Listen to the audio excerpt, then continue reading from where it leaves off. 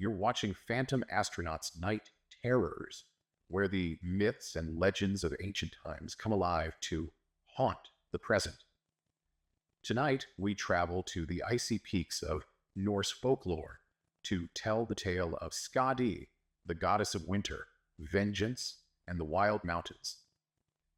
Known as a huntress with a heart as cold as the snow she commands, her story is one of fury, grief, and an unforgiving power that echoes across the ages.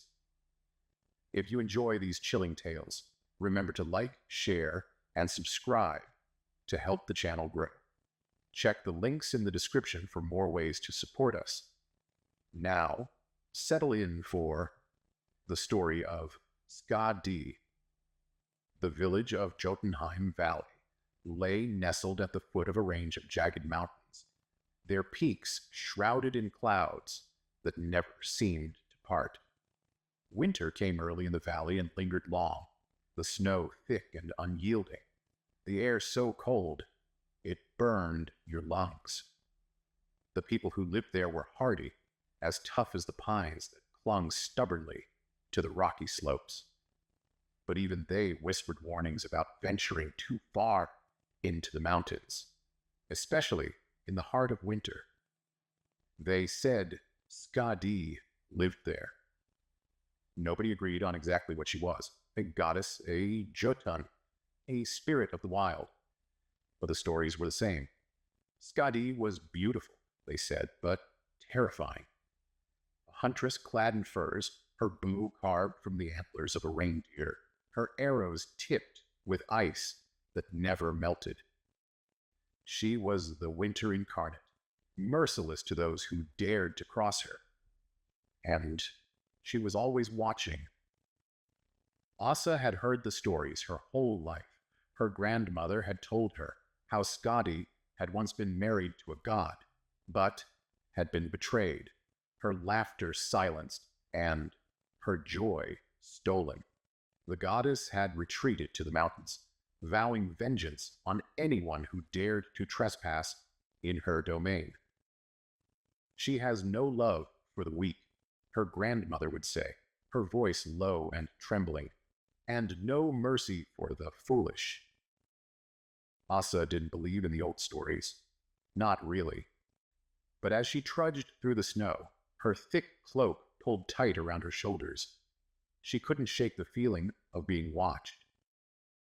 The woods around her were silent, the only sound, the crunch of her boots on the frozen ground. She was supposed to stay near the village, gathering firewood for her family. But the storm 2 nights ago had buried everything close to home. She had no choice but to go farther. The air was heavy, the sky a pale, oppressive gray. It wasn't snowing yet, but it would be soon. She could feel it. The trees loomed around her, their branches skeletal and black against the whiteness of the snow. The farther she went, the denser the forest became, the light filtering through the clouds, growing dimmer with each step. She was just bending to pick up a fallen branch when she heard it. A soft, faint sound, like the creak of a bowstring. She froze, her breath catching in her throat. Slowly she straightened, her eyes scanning the trees. "Hello," she called, her voice trembling slightly. The sound was swallowed by the silence. For a moment, nothing happened. Then, out of the corner of her eye, she saw movement, a flash of white against the shadows. Her heart raced, and she turned quickly, but there was nothing there. Just the trees and the snow, endless and unbroken. She told herself it was nothing, a trick of the light, the shadows playing with her mind. But as she bent to gather more wood, she couldn't shake the feeling that she was not alone. The next sound was closer, a low, rumbling growl that made her blood run cold. Asa spun around, clutching the bundle of wood to her chest like a shield. A figure stood at the edge of the trees, half hidden by the shadows. It was a woman. At least, It looked like one. She was tall and lithe, her form draped in thick white furs that blended almost seamlessly with the snow. Her hair was long and silver, falling around her shoulders like a cascade of frost. But it was her eyes that held Asa captive, cold and piercing, like shards of ice, filled with a predatory hunger that made her stomach twist. Skadi, Asa whispered, the name slipping from her lips before she could stop it. The figure tilted her head, her expression unreadable. She took a step forward, her movements slow and deliberate, her boots silent on the snow. In her hand she held a bow, its polished surface gleaming faintly in the dim light.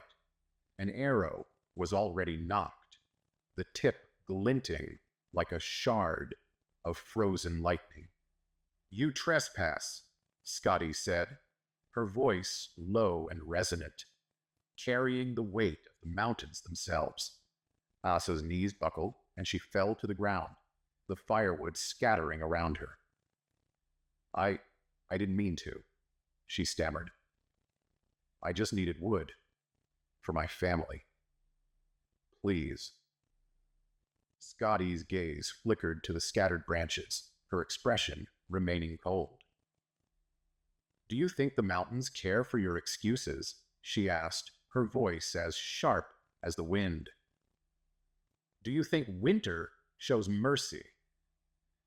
Asa felt tears pricking her eyes, her breath coming in ragged gasps. "I didn't know," she whispered. "I didn't think—" "That much is clear," Skadi said, cutting her off. She raised the bow, the arrow aimed directly at Asa's heart. "You're weak, and the weak don't belong here." Asa closed her eyes, bracing for the end, but it didn't come. Instead, there was a pause, a silence that was so deep it was almost unbearable. Then Skadi spoke again, her tone softer, almost contemplative. "But perhaps there is still time."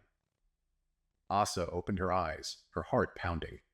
Skadi had lowered the bow, though her grip on it remained firm. Her icy gaze bored into Asa, as if weighing her very soul.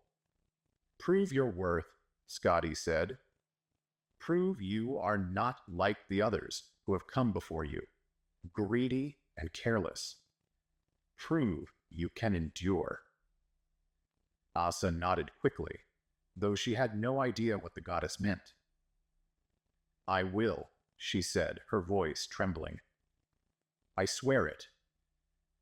Skadi studied her for a long moment, then turned and disappeared into the shadows. The snow began to fall, heavy and relentless, erasing the footprints she left behind. Asa staggered to her feet, her limbs trembling. She gathered the scattered wood and began the long journey back to the village, the snow blinding and the cold biting at her skin. But she didn't stop. She didn't falter. And as she reached the safety of her home, she thought she heard something in the distance. A low, mournful howl, like the wind through the peaks. Skadi was watching. Thank you for joining me on this chilling journey into the legend of Skadi. If tonight's episode of Phantom Astronaut's Night Terrors left you shivering, remember to like, share, and subscribe to help the channel grow. Don't forget to check the links in the description for more ways to support us. This has been Phantom Astronaut's Nocturnal Tales. I'll see you out there.